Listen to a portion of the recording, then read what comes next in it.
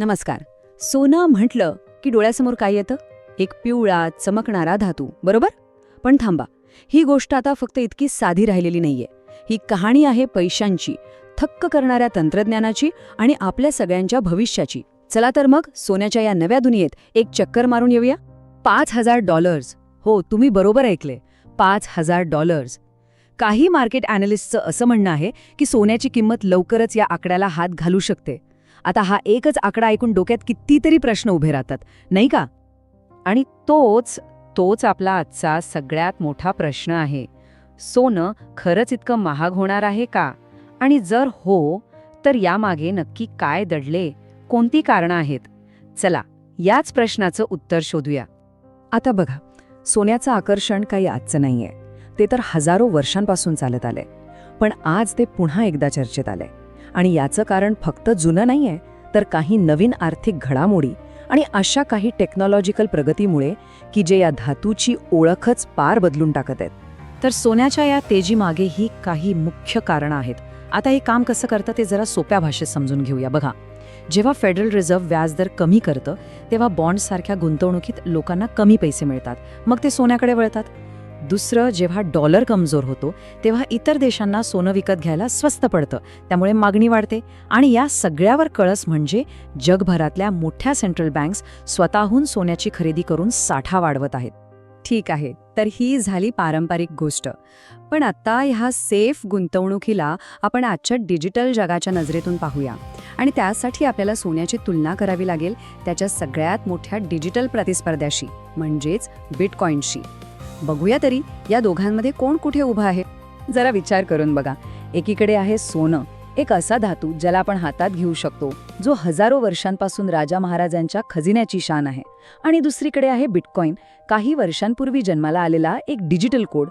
सोनं हे तुलनेने खूप स्थिर आहे. त्याचा प्रत्यक्ष वापर दागिन्यांमध्ये आणि उद्योगांमध्ये होतो. तर बिटकॉईन म्हणजे हाय रिस्क हाय रिटर्नचा खेळ. ही तुलनाच आपल्याला सोन्याचं खरं महत्त्व पटवून देते. ठीक आहे, आपण आतापर्यंत सोन्याच्या आर्थिक मूल्याबद्दल बोललो. पण आता आपण वळूया त्याच्या स्रोताकडे, म्हणजे खाणींकडे. कारण जमिनीतून सोनं बाहेर काढण्याच्या पद्धतीत सध्या एक जबरदस्त क्रांती होतीये. जवळपास 3,700 टन. विचार करा किती प्रचंड आकडा आहे हा 2025 मध्ये जगभरातून निघणाऱ्या सोन्याच्या उत्पादनाचा अंदाज आहे. आणि हा एक नवीन रेकॉर्ड असणार आहे. या एका आकड्यावरूनच कळतं की सोन्यासाठी जगाची भूक किती मोठी आहे. आणि ही एक खूप खूप महत्त्वाची गोष्ट आहे. आता फक्त सोनं काढणं महत्त्वाचं नाहीये.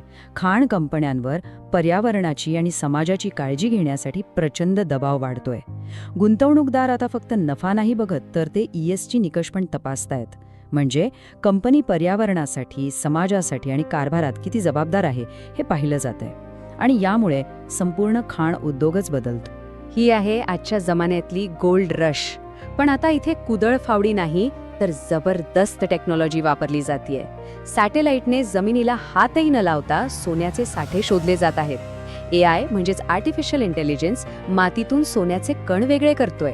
आणि रोबोट्समुळे खाणकाम आता जास्त सुरक्षित आणि वेगवान झालंय. या सगळ्याचा थेट परिणाम सोन्याच्या पुरवठ्यावर होतोय. आता पुरवठ्याची दुसरी बाजू पाहूया, जी थोडी गुंतागुंतीची आहे. बघा, एकीकडे खाणींमधून उत्पादन थोडं वाढत असलं तरी दुसरीकडे खाणकाम करण्याचा खर्च म्हणजे AISC तो खूप वेगाने वाढतोय. आणि त्याचवेळी जुन्या सोन्यातून नवीन सोनं बनवण्याचं प्रमाण म्हणजे रिसायकलिंग ते मात्र जागेवरच थांबले. याचा सरळ अर्थ काय की पुरवठ्यावर प्रचंड दबाव आहे. आणि हाच दबाव पुढे जाऊन किमतीवर परिणाम करतो. आत्तापर्यंत आपण सोनं म्हणजे काय पाहिलं, दागिने, गुंतवणूक, बरोबर. पण आत्ता आपण या कथेच्या अशा एका भागात आलोय जिथे सोन्याचा वापर अशा काही गोष्टींसाठी होतोय ज्याचा आपण विचार सुद्धा केला नसेल. हे खरंच खूप इंटरेस्टिंग आहे. चला, आधी पारंपरिक मागणीचं चित्र बघूया. दागिन्यांची मागणी जरी थोडी कमी होत असली तरी एक खूपच इंटरेस्टिंग ट्रेंड दिसतोय. तो म्हणजे इलेक्ट्रॉनिक्समध्ये. AI आणि नवीन टेक्नॉलॉजीमुळे इलेक्ट्रॉनिक्समध्ये सोन्याची मागणी वाढते आहे. आणि विश्वास ठेवा, ही तर फक्त सुरुवात आहे. आता एका अशा कॉन्सेप्टबद्दल बोलूया जी एखाद्या सायन्स फिक्शन फिल्मसारखी वाटते. विचार करा, सोन्याच्या कणांना आपण इतकं लहान, इतकं सूक्ष्म केलं की ते डोळ्यांना दिसणारही नाहीत. तर काय होईल? तेव्हा तयार होतात गोल्ड नॅनो मटेरियल्स आणि त्यांच्यात अक्षरशः जादुई गुणधर्म येतात. आणि हे खरंच अविश्वसनीय आहे, सोन्याचे हेच नॅनोकण कर्करोगाच्या पेशींवर थेट हल्ला करून औषध पोचवत आहेत, मेडिकल स्कॅन जास्त क्लिअर दिसण्यासाठी मदत करत आहेत. हे आता विज्ञानकथा नाही राहिली आहे, हे आपलं वर्तमान आहे. विचार करा, जे सोनं आपण फक्त तिजोरीत बंद करून ठेवत होतो ते आता लोकांचे जीव वाचवणारं एक महत्त्वाचं साधन बनत आहे. तर मग आतापर्यंत आपण जे वेगवेगळे मुद्दे पाहिले, फायनान्स, सप्लाय, मायनिंग आणि ही नवीन अविश्वसनीय टेक्नॉलॉजी, ह्या सगळ्यांना एकत्र जोडून सोन्याच्या भविष्याचं एक पूर्ण चित्र तयार करूया. ही स्लाइड म्हणजे सगळ्या गोष्टींचा सारांश आहे. हे एका रस्सीखेचीच्या खेळासारखं आहे बघा. एका बाजूला मागणी वाढवणारे फॅक्टर्स आहेत, तर दुसऱ्या बाजूला पुरवठ्यावर दबाव आणणारे. आणि ह्या सगळ्यात काही वाईल्ड कार्ड एंट्री पण आहेत, जे कधीही खेळ फिरवू शकतात. ह्या सगळ्यांच्या खेचाखेचीतूनच सोन्याची पुढची दिशा ठरणार आहे. तर या संपूर्ण चर्चेचा सगळ्यात महत्त्वाचा टेकअवे काय? तो हाच, की सोन्याची ओळख आता फक्त एक जुना खजिना किंवा सेफ इन्व्हेस्टमेंट राहिलेली नाही. उलट ते आपल्या हायटेक भविष्याचा एक खूप महत्त्वाचा आणि अविभाज्य भाग बनत आहे. आणि जाता जाता एक मोठा प्रश्न. एकीकडे आहे हजारो वर्षांचा इतिहास आणि दुसरीकडे आहे एकदम आध्यात्मिक भविष्य. या दोन्हींना जोडणारा पूल, तो खरंच सोनं आहे का? या धातूची ही बदलणारी भूमिका आपल्याला येणाऱ्या काळाबद्दल काय इशारा देते? यावर विचार करायला नक्कीच हवं.